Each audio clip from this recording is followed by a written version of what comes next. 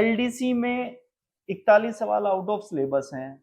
कल हमने जयपुर में भी देखा, युवा एकत्रित हुए थे। आज आपने सोशल मीडिया पे भी एलडीसी को लेकर एक जानकारी साझा की है।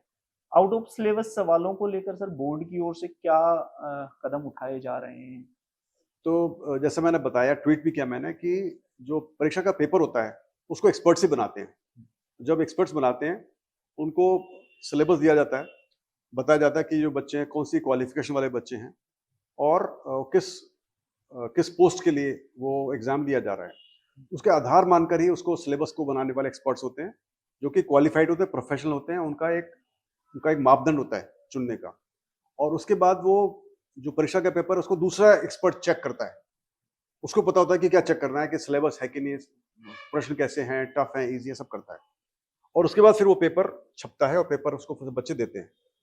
और जब पेपर हो जाता है उसके बाद में फिर दोबारा बच्चों को मौका मिलता है। हम उसके बाद फिर हम दोबारा एक्सपर्ट्स को बुलाते हैं, उसके की को हम वैलिडेट करते हैं और की को फिर छापते हैं।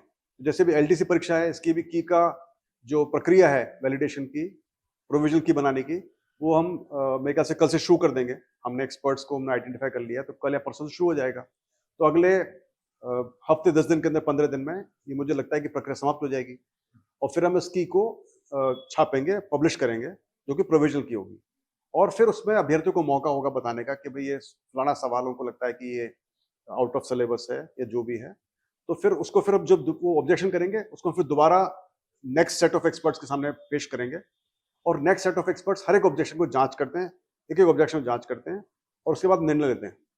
जहां तक सवाल आउट ऑफ सिलेबस का है, हो सकता है कोई सवाल आउट ऑफ सिलेबस हो, और हम उसके लिए ये नहीं करेंगे, इसको डिलीट नहीं करेंगे। यदि एक्सपर्ट्स बोलेंगे हमको एक्सपर्ट्स की बात माननी होती है। हम अपने हिसाब से कोई डिसाइड नहीं कर सकते कि ये क्वेश्चन सही है, गलत है, आउट ऑफ सिलेबस है, मल्टीपल आंसर है।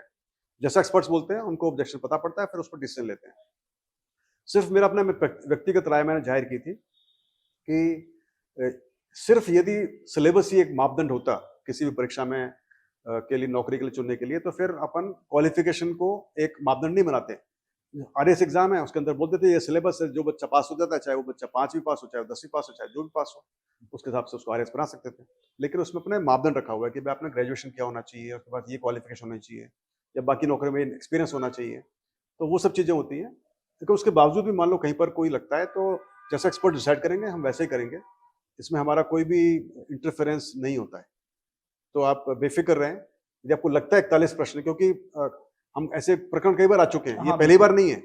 मैं अब पिछले मेरे खुद के एक्सपीरियंस में करीबन 10 या 12 एग्जाम हो चुके हैं, जिसके अंदर कि हमने ये चेक कराया, और हमेशा कुछ ना कुछ सवाल इस तरह के आते हैं जब बच्चे बोलते हैं कि आउट ऑफ सिलेबस है।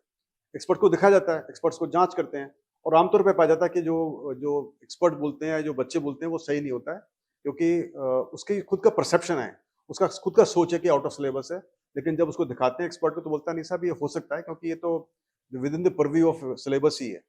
अब सिलेबस में लिखी हुई हर बात, मतलब जो पूछे हर बात सिलेबस में लिखी नहीं हो सकती है, बिल्कुल सही, वर्ड टू वर्ड नहीं हो सकती है। और आमतौर पे जो सिलेबस होता है वो इंडिकेटिव होता है। तो हम भी प्रयास कर रहे हैं कि आगे से जब भी सिलेबस बने, वो उसका ध्यान और ज्यादा स्पेशल तौर पर रखा जाए, ताकि आगे वाली परीक्षाओं में ऐसी परेशानी ना हो।